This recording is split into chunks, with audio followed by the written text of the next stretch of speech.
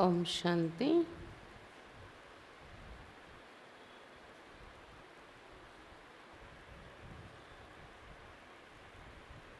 ఈరోజు అవ్యక్త మురళి 3/10/69 డేట్ది. సంపూర్ణ సమర్పణ की నిశానియా. సంపూర్ణ సమర్పణ యొక్క గుర్తులు. కిస్కో దేఖ్తే హో? ఎవరిని చూస్తున్నారు? कौन किसको देख रहे हो? ఎవరు ఎవరిని చూస్తున్నారు? 2-3 ने अपना अपना विचार सुनाया.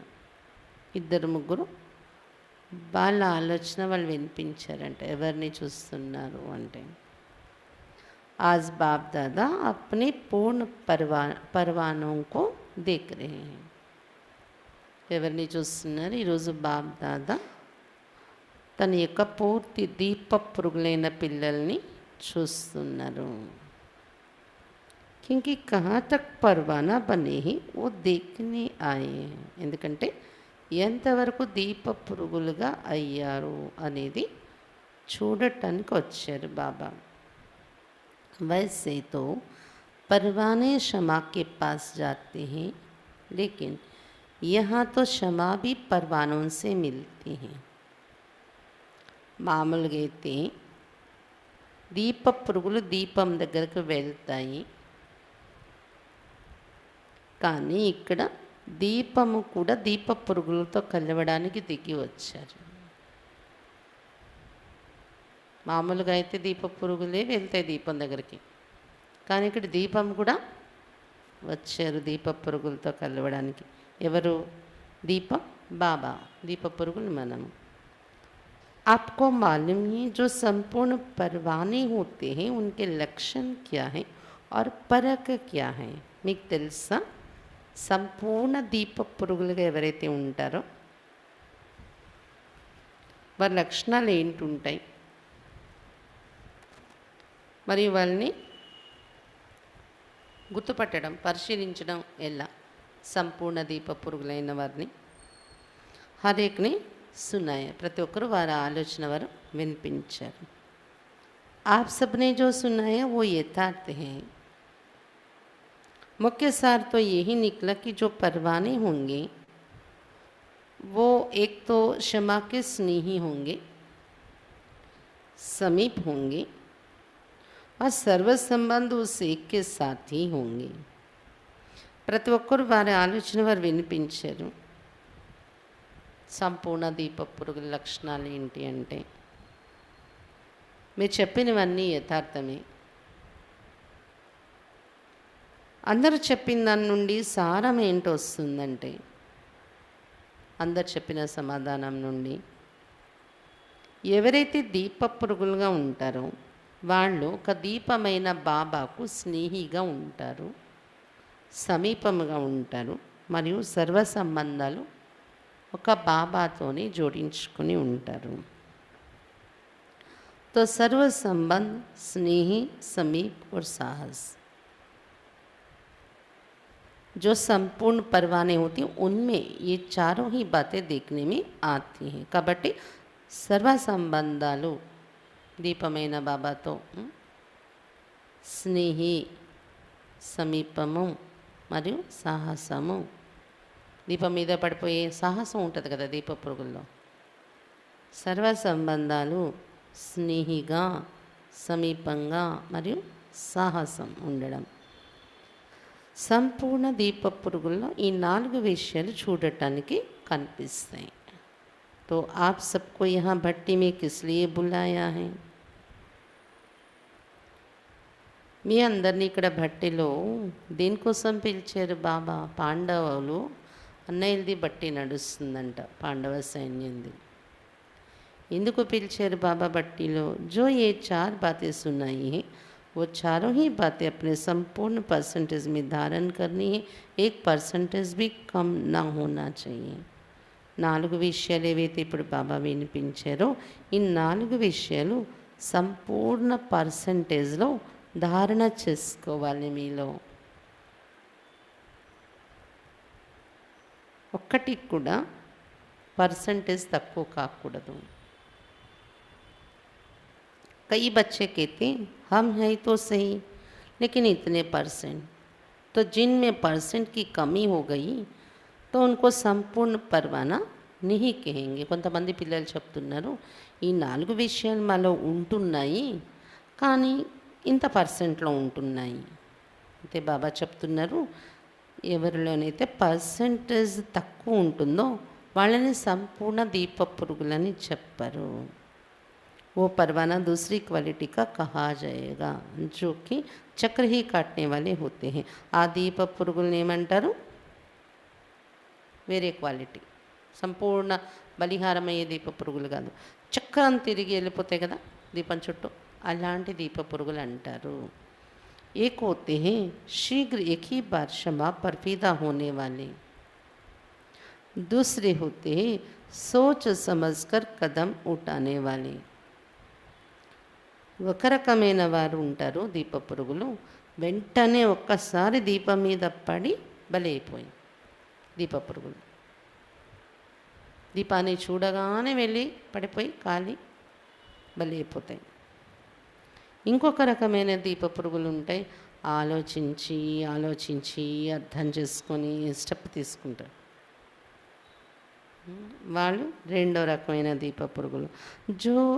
जो सोच समझकर कदम उठाते रहेंगे उनको कहेंगे फेरी पेरने वाले, చక్ర కాటనే వాళ్ళే. కాబట్టి ఎవరైతే ఇక్కడ ఆలోచించి అర్థం చేసుకొని మన తెలివితేటలు ఉపయోగించి అప్పుడు బలి అవ్వాలి అంటారే, అప్పుడు వెళ్తాము అనేవాళ్ళు, వాళ్ళు చక్రం వేసి తిరిగి వెళ్ళిపోయేవాళ్ళు, బలి అయ్యే దీప పురుగులు కాదు అని చెప్తున్నారు బాబా.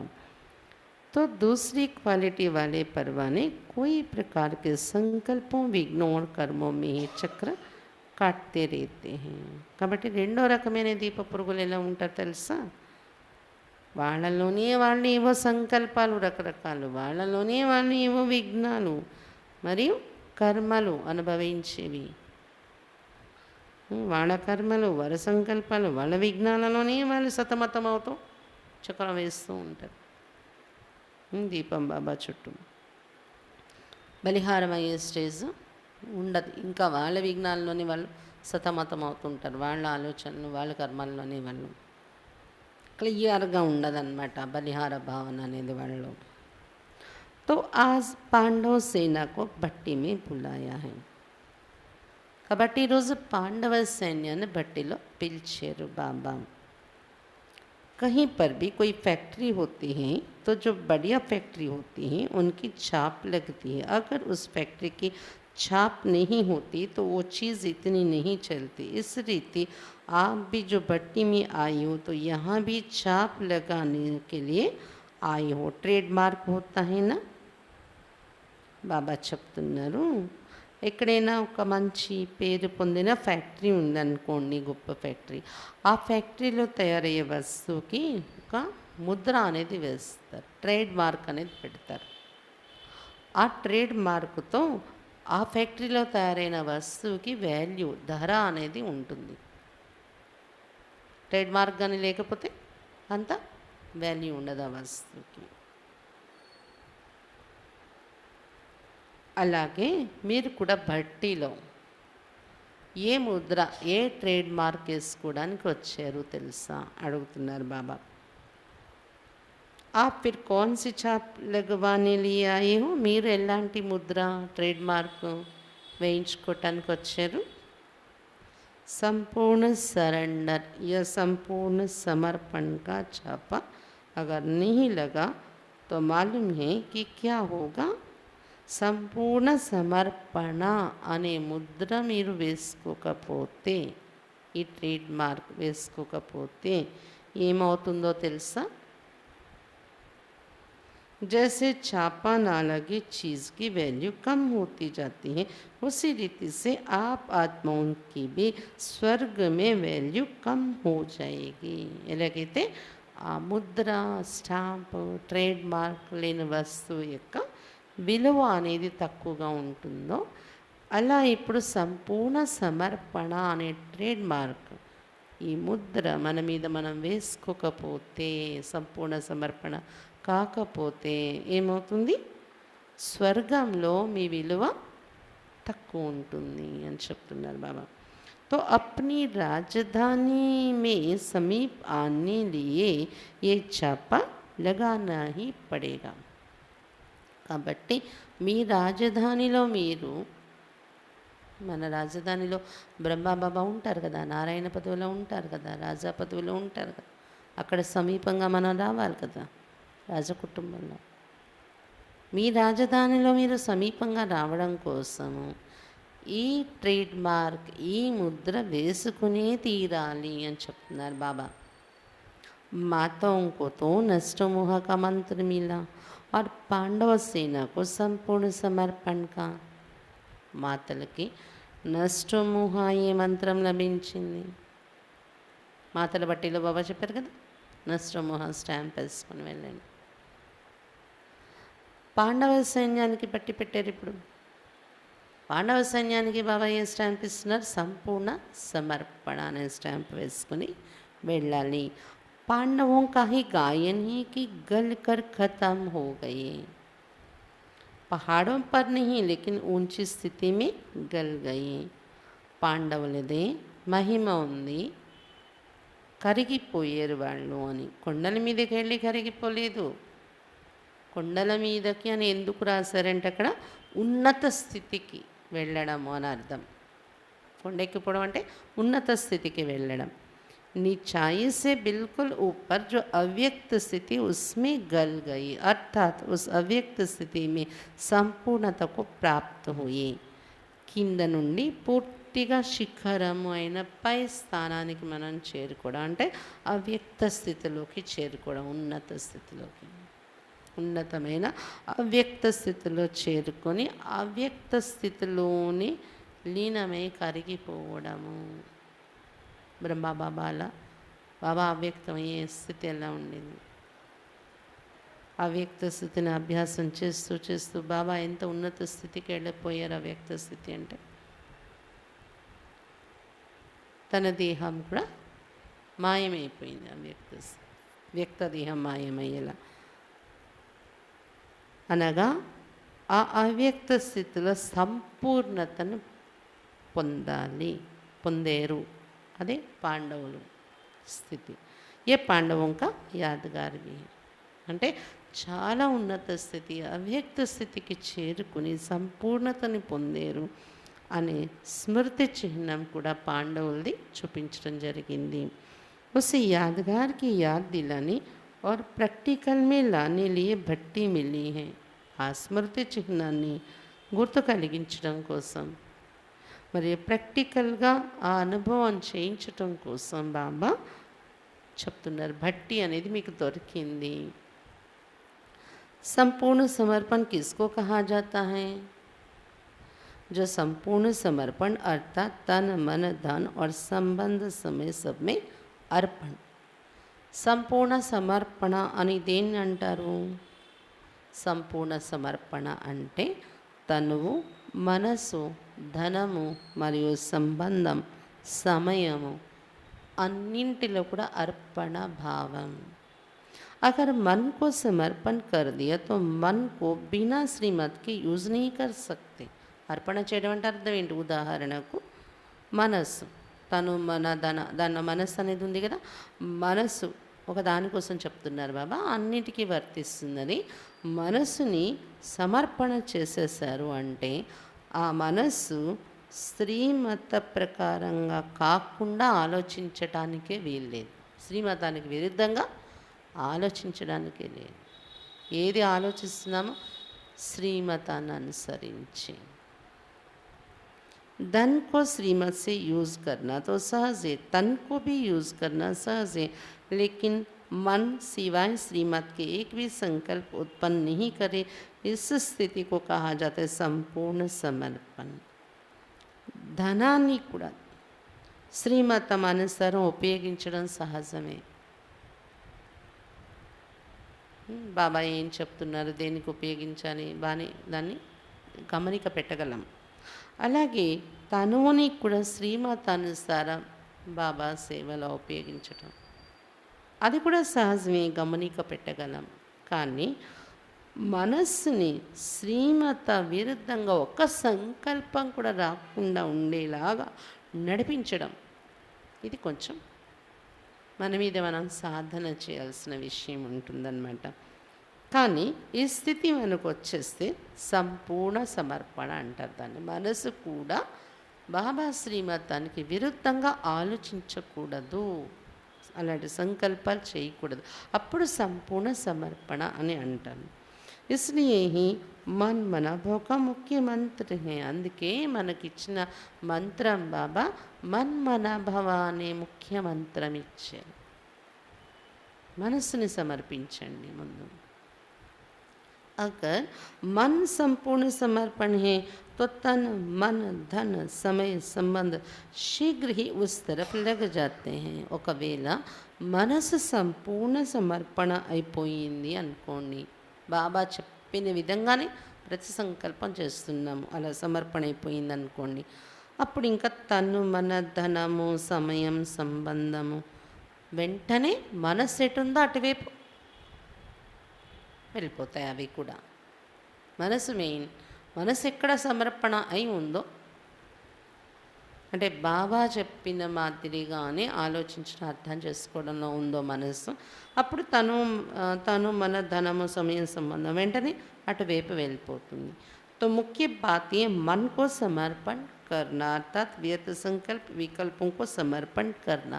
కాబట్టి ఇక్కడ ముఖ్యమైన విషయం ఏంటంటే మనసుని సమర్పించేయాలి అనగా వ్యర్థ సంకల్పాలను, వికల్పాలు అంటే వికారి సంకల్పాలను సమర్పించేయాలి. ఓహి పరకే సంపూర్ణ పర్వానికి, ఇదే సంపూర్ణ దీప పురుగుల యొక్క స్థితి. వ్యర్థ సంకల్పాలు లేదు, వికల్పాలు లేదు, పూర్తిగా బాబా ఎలా నడిపించాలనుకున్నారు అలాగే నా మనస్సు ఉంది. ఇదే సంపూర్ణ దీప పురుగుల యొక్క గుర్తు. संपूर्ण समर्पण वालों को मन में सिवाय उनके बाप दादा के गुण कर्तव्य और संबंध के कुछ और सूझता ही नहीं. సంపూర్ణ సమర్పణ ఎవరైతే ఇలా ఉంటుందో వారి మనస్సు, ఎవరిదైతే సంపూర్ణ సమర్పణ అనే స్థితిలో ఉంటారో వారి మనసులో బాప్ దాదా యొక్క గుణాలు, బాప్ దాదా యొక్క కర్తవ్యం మరియు బాప్ దాదా యొక్క సంబంధం తప్ప, బాబా తప్ప ఇంకో వేరేది తోచదు. अब बताओ कि ऐसा छापा लगाया हुआ है. ఇప్పుడు చెప్పండి మరి, సంపూర్ణ సమర్పణ అంటే అంతా వివరించి చెప్పారు కదా బాబా. అలాంటి స్టాంప్, ట్రేడ్ మార్క్ పడిందా మీ మీద, ఇలాంటి ముద్ర?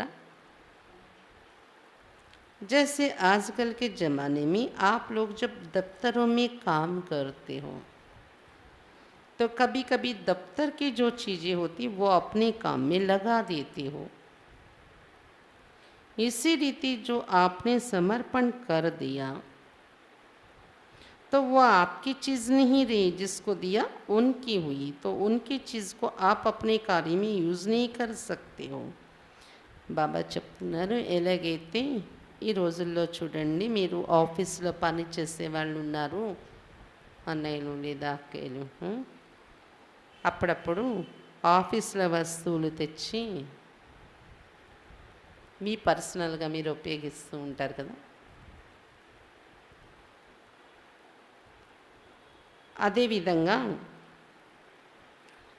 బాబాకు సమర్పించేశారు తను, మనసు, ధనం, సంబంధం, సంపర్కం. బాబాకు సమర్పించేసాక మీ వస్తువు కాదు. ఎలాగైతే ఆఫీస్ వస్తువు అంటే ఆఫీస్ వస్తువు, బాబా వస్తువు అయిపోయింది. ఆ వస్తువుని మళ్ళీ నాది అనుకొని మీ కార్యంలో మీరు ఉపయోగించడానికి వీలు లేదు కదా. బాబాకి సమర్పించేసిన మనస్సు, తను, ధనము అని, సంబంధం, సమయము,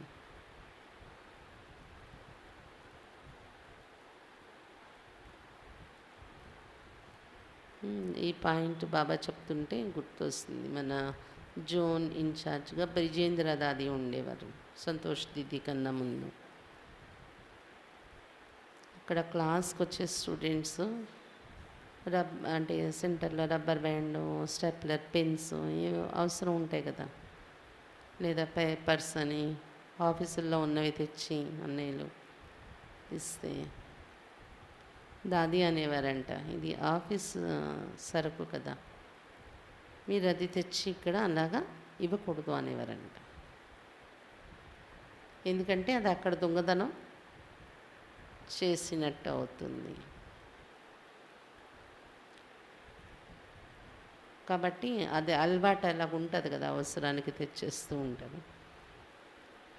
అలాగే ఇక్కడ బాబా దాన్ని పోల్చి దేనికోసం చెప్తున్నారంటే తన మన ధన సంబంధ సమయం అంతా భావానికి అనేసి మళ్ళీ మనం సెల్ఫ్ మనకి నచ్చినట్టు మన కార్యంలో ఉపయోగించకూడదు. लेकिन संस्कार होने के कारण कभी कभी श्रीमत के साथ मन मत, देह अभिमान पने के मत, शुद्र पने के मत कहीं कहीं యూజ్ कर लेते. కానీ ఏం చెయ్యాలి, అనేక జన్మల సంస్కారం రికార్డ్ అయిపోయి ఉంది కదా, దాని వలన అప్పుడప్పుడు బాబా శ్రీమతము ఉంటుంది, నిజమే బాబా చెప్పారు, మళ్ళీ ఇలా కూడా ఆలోచించాలి కదా. మన్మతము, దేహాభిమానం యొక్క మతము, శూద్ర సంస్కారం యొక్క మతము అక్కడక్కడ ఉపయోగించేసి నడుస్తున్నారు, మిక్స్డ్. इसलिए ही कर्मातीत अवस्था व अव्यक्त స్థితి సదా ఏకరస్ नहीं रहते हैं. అందువల్లనే కర్మాతీత స్థితి లేదా అవ్యక్త స్థితి సదా ఏకరసంగా పిల్లల్లో ఉండడం లేదు అని చెప్తున్నారు బాబా. కర్మాతీత స్థితి వైపు వెళ్ళట్లేదు ప్రయాణం.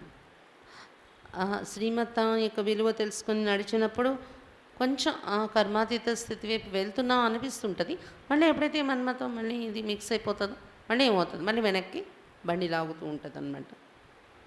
ఏదైతే అవ్యక్త స్థితి కర్మాతీత స్థితికి మన అలా తిన్నగా వెళ్ళిపోదాం అనుకున్నామో అది అవ్వటం లేదు, సదా ఏకరసంగా ఉండడం లేదు. ఎందుకు? శ్రీమతంతో పాటు మన్మతం, దేహాభిమానం యొక్క మతం, శూద్రస్థితి యొక్క మతం మిక్స్ అయిపోవడం అన్నమాట. क्योंकि मन भिन्न भिन्न रस में है तो स्थिति भी भिन्न भिन्न है. एक ही रस में रहे तो एक ही స్థితి रहे. ఎందుకంటే మనసు భిన్న భిన్న రసాల్లోకి వెళ్ళిపోతూ ఉంటే స్థితి కూడా భిన్న భిన్నమైపోతుంది. ఒకే రసంలో మనసు ఉన్నట్లయితే ఒకే స్థితి ఉంటుంది అని చెప్తున్నారు బాబా. बाप दादा बच्चों को हल्का बनाते हो और बच्चे जानबूझकर अपने पर बोझ ले लेते हैं. बाप दादा పిల్లల్ని ఎప్పుడు కూడా తేలిక చేస్తూ ఉంటారు కదా, కానీ పిల్లలు తెలిసే కావాలి అనే బరువు తీసేసుకుంటూ ఉంటారు వాళ్ళ మీద వాళ్ళు. क्योंकि 63 जन्मों से विकर्मों का बोझ, लोक मर्यादा का बोझ उठाने के आदि बन गए, इसलिए बोझ उतार कर भी फिर रख लेते हैं. ఎందుకంటే 63 జన్మల నుండి వికర్మల యొక్క బరువు, అలాగే లోక మర్యాదలు, కుల మర్యాదలు, సమాజంతో నడవాలి, వాళ్ళకి ఏం చెప్తాం, ఈ లోక మర్యాదల యొక్క బరువు 63 జన్మల నుండి వికర్మలు, లోక మర్యాదల బరువు ఎత్తి అలవాటైపోయింది కదా మోసి మోసి. అందుకే ఇక్కడ బాబా పిల్లలు అయ్యాక బాబాయే ఇంకా లోకంతో మాకు సంబంధం లేదు అనుకుంటారు. అంటే ఆ బరువు దించుకుంటారు, మళ్ళీ ఎత్తేసుకుంటుంటారంట, దించి మళ్ళీ ఎత్తేసుకుంటుంటారు. జిన్కి జో ఆదత్ హోతి ఓ ఆదత్ సే మజ్బూర్ హో జాతే. ఎవరి అలవాటు ఏదైపోయి ఉంటుందో ఆ అలవాటుకి వశమైపోతారు కదా, అలా ఈ బరువు ఎత్తుకునే అలవాటైపోయి మళ్ళీ ఎత్తేసుకుంటున్నారు.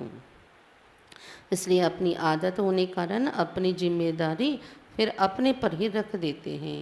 ఈ అలవాటు అయిపోవడం వలన తమ బాధ్యత యొక్క బరువుని మళ్ళీ తమ మీదే తమ పెట్టుకుంటున్నారు. బాబా తేలిక చేస్తున్నా ఇవ్వకుండా మోసేస్తున్నారు. एक एक पांडव अगर संपूर्ण समर्पण बनकर ही निकले तो बताओ क्या होगा. ఒక్కొక్క పాండవ అన్నయ్యలు కూడా ఒకవేళ సంపూర్ణ సమర్పణ అయి చూపిస్తే ఏమవుతుంది చెప్పండి రిజల్ట్ అప్పుడు. जब पांडव सेना तैयार हो जाएगी तो कौरव और यादव मैदान में आ जाएंगे. और फिर क्या होगा, ఎప్పుడైతే పాండవ సైన్యమే తయారైపోతారో అప్పుడు కౌరవులు బయట ఉన్న వారి మరి యాదవులు యూరోప్ వాసీలు బాంబులు తయారు చేసుకున్నారు, వాళ్ళందరూ మైదానంలోకి వచ్చేస్తారు. అంటే మనం తయారైపోతే పాండవులు, కౌరవులు పొలిటికల్ వార్ ఇవన్నీ రెడీగా ఉన్నాయి కదా, కౌరవ రాజ్యం అది. యాదవులు అంటే మిజైల్స్తో వార్ చేయడానికి వాళ్ళు కూడా రెడీగా ఉన్నారు కదా, ఇవన్నీ స్టార్ట్ అయిపోతాయి మీరు తయారైపోతూ. అప్పుడు ఏమవుతుంది? और फिर क्या होगा? आपका राज्य आपको प्राप्त हो जाएगा. మీరు రెడీ అయిపోతే కౌరవులు యాదవులు వాళ్ళ డిస్టర్బెన్సెస్ రెడీ, యుద్ధాలు రెడీ. అది కానీ వచ్చేస్తే ఏమవుతుంది? మీ రాజ్యం మీ చేతికి వచ్చేస్తుంది. जब तक ये वायदा नहीं किया कि जो सोचेंगे बोलेंगे जो सुनेंगे जो करेंगे सो श्रीमत के बिना कुछ नहीं करेंगे, तब तक इस बट्टी से लाभ नहीं ले सकते हैं. ఎంతవరకు ఇది వాగ్దానం చేసుకోరా మీరు? ఏది ఆలోచిస్తానో, ఏది మాట్లాడతానో, ఏది వింటానో, ఏది చేస్తానో బాబా శ్రీమత అనుసారమే. ఏది ఆలోచించినా మాట్లాడినా, ఏది విన్నా, ఏ కర్మ చేసినా బాబా శ్రీమత అనుసారమే. బాబా శ్రీమతానికి విరుద్ధంగా ఏది నేను చెయ్యను అని ఎంతవరకు మీరు వాగ్దానం చేసుకోరో అంతవరకు ఈ బట్టి నుండి లాభాన్ని తీసుకోలేరు మీరు అని చెప్తున్నారు బాబా. ऐसा ही उमंग उत्साह लेकर आई हूँ ना, कुछ बनकर ही निकलेंगे, बदल कर ही निकलेंगे, ये सोचकर आई हूँ ना. ఇలాంటి ఉల్లాస ఉత్సాహంతోనే వచ్చారు కదా మీరందరూ. తయారయ్యే వెళ్తాము, మారే వెళ్తాము అని ఇలా ఆలోచించే వచ్చారు కదా. घबराहट तो नहीं होती. ఏమీ భయం అయితే కలగట్లేదు కదా మీకు. जितना जितना गहराई में जाएंगे उतना ही घबराहट गायब हो जाएगी. ఎంత ఎంత లోతులోకి వెళ్తూ ఉంటారో అంత భయం అనేది మాయమైపోతుంది. जब तक किसी भी बात की गहराई में नहीं जाते हैं तो घबराहट आती है. ఎంతవరకు ఏదైనా లోతులోకి వెళ్ళమో మనము అంతవరకు కూడా భయం అనేది ఉంటూ ఉంటుంది మనకి. जैसे सागर के ऊपर ऊपर के लहरों में घबराहट होती है, लेकिन सागर के तले में गहराई में क्या होता है? బాబా చెప్తున్నారు ఎలాగైతే సాగరంలో పైన అలలలో మనం ఉన్నప్పుడు భయం వేస్తుంది, అలజడి ఉంటుంది. కానీ సాగరం లోతులోకి వెళ్ళిపోతే ఏమవుతుంది? బిల్కుల్ శాంత్. और शांति के साथ प्राप्ति भी होती है. పూర్తి శాంతిగా ఉంటుంది సముద్రం లోతులోకి వెళ్ళిపోతే. మరియు శాంతియే కాకుండా ప్రాప్తి కూడా ఉంటుంది సముద్రం లోతులో వెళ్ళిపోతే. రకరకాల ముత్యాలు, రకరకాల రాళ్ళు దొరుకుతూ ఉంటాయి మనకి. ప్రాప్తి ఖజానా ఉంటుంది. इसलिए जब भी कोई घबराहट की बात आए तो गहराई में चले जाना, तो घबराहट गायब हो जाएगी. కాబట్టి ఎప్పుడైనా మీ ఎదురుగా భయం కలిగించే ఆందోళన చెందే పరిస్థితి వచ్చింది అనుకోండి, దాని లోతులోకి వెళ్ళి మంతన చేయండి, లోతులోకి వెళ్ళిపోండి. దీని మూలము, దీని కారణం ఏంటి, దీని మూలం ఏంటి, లోతులోకి వెళ్ళిపోతే భయం అనేది మీకు మాయమైపోతుంది అని చెప్తున్నారు బాబా. अब लक्ष्य और लक्षण कौन से धारण करने हैं? इसमें जो नंबर 1 होंगे उनको क्या देंगे? ఇప్పుడు లక్ష్యము మరి లక్షణాలు ఎటువంటివి ధారణ చేస్తారు? దీనిలో ఎవరు నంబర్ 1 అవుతారో వాళ్ళకి ఏమి ఇస్తారు బాబా? भविष्य में तो राजधानी लेंगे ही, लेकिन यहाँ भी सौगात मिलेगी. భవిష్యత్తులో రాజధాని ఎలాగో తీసుకుంటారు, కానీ ఇప్పుడు కూడా లక్ష్యము లక్షణాలు రెండు ధారణ చేసుకోవటం, ఏదైనా పైన విషయాలకు ఆందోళన చెందకుండా దాని లోతులోకి వెళ్ళి ఆ స్థితి తయారు చేసుకోవడం.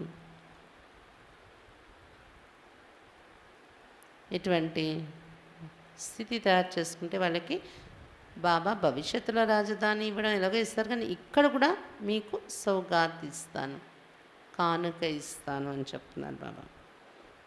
इसलिए हर एक यही प्रयत्न करें कि हम तो नंबर 1 में आएंगे, గిఫ్ట్ ఇస్తానంటున్నారు బాబా. కాబట్టి ప్రతి ఒక్కరు ఇదే ప్రయత్నించండి, మేము నంబర్ 1లోకి వస్తాము అని. 2 నంబర్ వాళ్ళకు नहीं मिलेगा, 2వ నంబర్లో వస్తామంటే గిఫ్ట్ దొరకదు మీకు అని చెప్తున్నారు బాబా. जो विन करेंगे वो 1 नंबर पाएंगे, विन करने की कोशिश करो तो 1 जाएंगे. ఎవరైతే విజయం పొందుతారో వాళ్ళు 1 నంబర్లోకి వస్తారు. కాబట్టి విజయం పొందే ప్రయత్నం చేసినట్లయితే 1లోకి వెళ్ళిపోతారు మీరు అని చెప్తున్నారు బాబా. అచ్చా, ఆప్కో బిందీ లగానీ హే వా బిందీ రూపీ హో, బట్టీలో తిలకం పెడతారు కదా, బాబా అడుగుతున్నారు బిందు పెట్టాలా మీకు, బొట్టు పెట్టాలా బిందు, లేదా మీరు బిందు రూపంలోనే ఉన్నారా? బిందు రూపంలోనే ఉండేటప్పుడు బిందు పెట్టినా పెట్టకపోయినా ఒకటే. టీకే కితనే ప్రకార్ కే హోతే హై, బొట్టు పెట్టుకున్నప్పుడు కూడా ఎన్ని రకాలు ఉంటుంది. ఆజ్ ఆప్కో డబల్ టీకా లగాతే హై, ఈరోజు మీకు డబల్ తిలకం పెడతాను అంటున్నారు బాబా, డబల్ బొట్టు. संगम पर निरोगी बनने का और भविष्य में राजबाग का. ఏంట 2 బొట్లు, సంగమ యుగంలో నిరోగిగా తయారయ్యే తిలకం మీకు పెడుతున్నాను అని చెప్తున్నారు బాబా. రెండోది భవిష్యత్తులో రాజ్యభాగ్యం పొందే తిలకం పెడుతున్నాను, రాజతిలకం. బింది రూప్ కి స్మృతి రఖనే కే లియే బింది లగాతే హో, బిందు రూపం అనే స్మృతి ఉంచుకోవటం కోసమే బ్రకటి మధ్య బిందు పెట్టుకుంటూ ఉంటారు కదా. బింది లగాతే లగాతే బింది బన్ జాయేంగే, బిందు పెట్టుకుంటూ పెట్టుకుంటూ బిందువుగా తయారైపోతారు కదా మీరు. కోయి भी व्यर्थ संकल्प आए तो उनको बिंदी लगा दो तो बिंदी बन जाएंगे. బిందు పెట్టడం అంటే ఏదైనా వ్యర్థ సంకల్పాలు వచ్చాయి అనుకోండి, దానికి కూడా బిందు పెట్టేస్తూ ఉండండి. ఇలా బిందు పెట్టే అలవాటు, బిందు అంటే ఫుల్ స్టాప్. వ్యర్థ సంకల్పాలు వచ్చాయి, అలాంటి పరిస్థితి వచ్చింది, ఫుల్ స్టాప్ పెట్టడం నేర్చుకోండి, బిందు పెట్టండి. బిందు పెడుతూ పెడుతూ బిందువుగా తయారైపోతారు మీరు అని చెప్తున్నారు బాబా. अच्छा, मीठे मीठे सिक्के लदे बच्चों प्रति माता पिता बाप दादा का याद प्यार और गुड मॉर्निंग. रूहानी बाप की रूहानी बच्चों को नमस्ते. हम रूहानी बच्चों की रूहानी बाप दादा को याद प्यार, गुड मॉर्निंग और नमस्ते. बाबा नमस्ते. ఇది రోజు రివైజ్ అవ్యక్త మురళి. చిన్న మురళియే కానీ చాలా అవసరమైన విషయాలు బాబా మనకు చెప్పారు. అందులో కూడా ఇప్పుడు సంగమయుగంలో మనం చాలా దగ్గరలో ఉన్నాం కదా, ఇంటికి వెళ్ళే రోజులు ఎప్పుడో ఎవరివి, ఇంత సమీపానికి వచ్చేసాం కదా. కాబట్టి ఇప్పుడు బాబా చెప్పే ఈ స్థితి ఇప్పుడు మనం తయారు చేసుకోవాలి. సంపూర్ణ సమర్పణ అనే ముద్ర ముఖ్యంగా బాబా వేసుకోమంటున్నారు ఈరోజు. సంపూర్ణ సమర్పణ అనే దీప పురుగుల లక్షణాలు ఏముంటాయి అది కూడా బాబా చెప్పారు. దీపం చుట్టూ తిరిగి తిరిగి అలాగే వెళ్ళిపోయే దీప పురుగులు కాకూడదు మీరు అని చెప్తున్నారు బాబా. భలే అయిపోవాలి దీపం మీద పడి. అలాంటి లక్షణాలు ఉండే వాళ్ళు ఎలా ఉంటారు? దీపం అయిన బాబాకు స్నేహిగా ఉంటారు, సమీపంగా ఉంటారు, సర్వ సంబంధాలు బాబాతోనే జోడించుకుంటారు.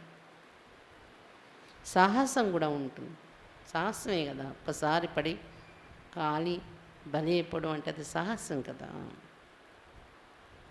ఎవరైతే చక్రం వేసి వెళ్ళిపోయే వాళ్ళు ఉంటారో ఆలోచించి ఆలోచించి స్టెప్ వేస్తారు. చక్రం వేసి తిరిగి వెళ్ళిపోయే దీప పురుగులు వాళ్ళు అని చెప్తున్నారు బాబా. వాళ్ళ విఘ్నాలు వాళ్ళ స్థితిగతులు సతమతమవుతూ ఉంటారు. దాంతో వాళ్ళు బలి అయ్యే స్టెప్ తీసుకోలేరు. అయితే బాబా ఫ్యాక్టరీలో ఏదైనా వస్తువుకి ఎలా ట్రేడ్ మార్క్ వేస్తారో భట్టిలో మీకు ట్రేడ్ మార్క్ ముద్ర పడాలి అంటున్నారు బాబా. అదేంటి? సంపూర్ణ సమర్పణ అనే ముద్ర. ఒకవేళ ఈ ముద్ర పడకపోతే మీ వాల్యూ సత్యుగంలో స్వర్గంలో తగ్గిపోతుంది అని చెప్తున్నారు బాబా. సంపూర్ణ సమర్పణ అంటే కూడా ఏం చెప్పారు బాబా? తను మన ధనము, సంబంధం, సమయం. అందులో ఎగ్జాంపుల్గా మనసు అనేది ఒకటి తీసుకొని చెప్పారు బాబా. ఎందుకంటే మిగిలినవి సమర్పణ చేయడం ఈజీగా ఉంటాయి, కానీ మనస్సుని సమర్పణ చేయడం అంటే బాబా ఏ విధంగా సంకల్పాలు చేయమన్నారు మనసుతో, అదే విధంగా మన సంకల్పాలు ఉండాలి. బాబా శ్రీమతానికి విరుద్ధంగా ఇలాంటి సంకల్పాలు చేయకూడదు. అప్పుడే సంపూర్ణ సమర్పణ అంటారు అని చెప్తున్నారు బాబా. బాబా శ్రీమతం ఏంటి? సంకల్పాలు ఎలా ఉండాలి? వ్యర్థ సంకల్పాలు ఉండకూడదు, వికల్పాలు ఉండకూడదు. ఈరోజు మురళిలో బాబా చెప్పారు కదా, వాటిని కూడా దూరం చేసుకోండి. వికల్పాలు, వ్యర్థ సంకల్పాల నుండి మనసుని దూరంగా ఉంచుకోవడం కూడా ఒక శ్రీమతం మనస్సుకి బాబా ఇచ్చింది. ఇంకా మనస్సులో సంకల్పాలు, వికారి సంకల్పాలు, వ్యర్థ సంకల్పాలు అంటే దానిలో చాలా వస్తాయి. టోటల్గా చెప్పుకుంటే వికారి సంకల్పాలు, వ్యర్థ సంకల్పాలు అంటాం. కానీ వ్యవహారంలో వచ్చినప్పుడు కోపంతో ఉన్న సంకల్పాలు, ఆవేశంతో ఉన్న సంకల్పాలు, ఈర్ష్య అనేది కలిసిన సంకల్పాలు, ద్వేషం అనేది కలిసిన సంకల్పాలు, ఇవన్నీ వికారి సంకల్పాలు అని టోటల్గా చెప్పేస్తాం. కానీ వ్యవహారాలు వచ్చినప్పుడు చిన్న చిన్న అన్నింటినీ కూడా మనం చెక్ చేసుకోవాల్సి ఉంటుంది అన్నమాట. ఎవరికైనా దుఃఖం ఇచ్చే సంకల్పం, ఎవరిపైనైనా మనం నెగిటివ్ మనసులో పట్టుకొని కూర్చోవడం, అది కూడా మరి మనసు శ్రీమతానికి విరుద్ధం అయిపోయినట్లే కదా. ఇన్ని రకాలుగా మనస్సు మీద గమనిక పెట్టి బాబా శ్రీమతంలోనే అలానే మనస్సును నడిపించాలి.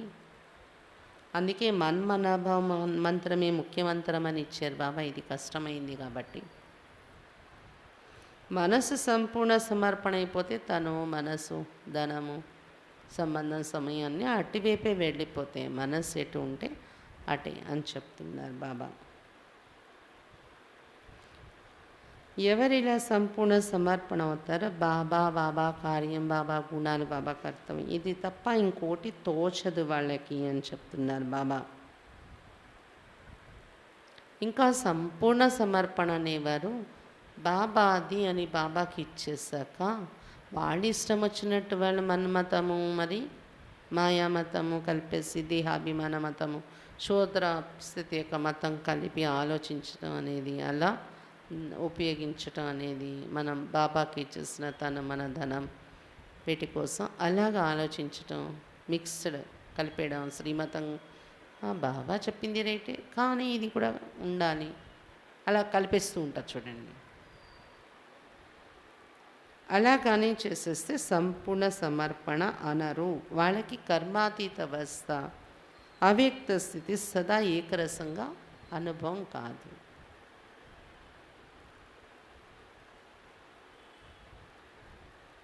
బాబాకే ఇచ్చేసాక బాబాది అయిపోయింది కదా ఆ వస్తువు, మళ్ళీ మీకు నచ్చినట్టు మీరు ఎలా ఆలోచించి ఉపయోగిస్తారు అంటున్నారు బాబా.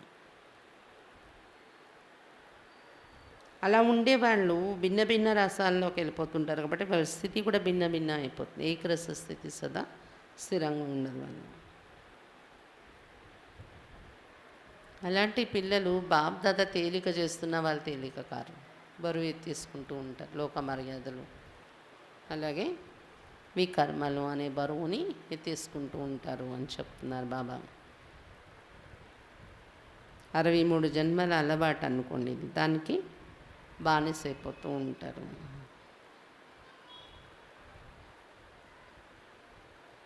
అయితే ఈరోజు వాగ్దానం చేసుకోమంటున్నారు బాబా. ఒక వాగ్దానం, ఏది ఆలోచిస్తానో, ఏది మాట్లాడతానో, ఏది వింటానో, ఏ కర్మ చేస్తానో శ్రీమతం అనుసారమే చేస్తాను, శ్రీమత విరుద్ధంగా చెయ్యను అనేది వాగ్దానం చేసుకోండి, అప్పుడే ఈ బట్టి నుండి లాభాన్ని తీసుకోగలరు అని చెప్తున్నారు బాబా.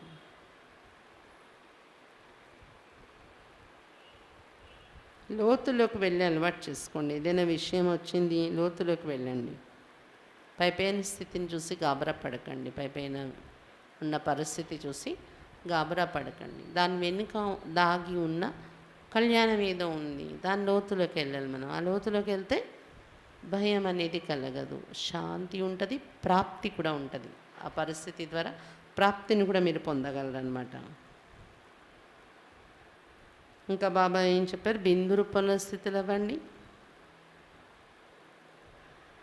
ఇంకా బాబా ఇచ్చే 2 తిలకాలు, నిరోగి సంగమిగల నిరోగి అయ్యే తిలకం, భవిష్యత్తులో రాజ తిలకం, రాజభాగ్యం యొక్క తిలకం 2 ఇస్తున్నారు బాబా. బిందు అనేది గుర్తు రావడానికే మీకు బిందు బొట్టు పెట్టడం అవుతుంది. కాబట్టి బిందు అనే స్మృతి ఉండడమే కాకుండా బిందు కూడా పెడుతూ ఉండండి. ఏ వ్యర్థ సంకల్పాలు మీలో రాకుండా బిందువు పెడుతూ ఉండండి, అప్పుడు బిందువుగా తయారైపోతారు అని చెప్తున్నారు బాబా. అచ్చా. ఓం శాంతి.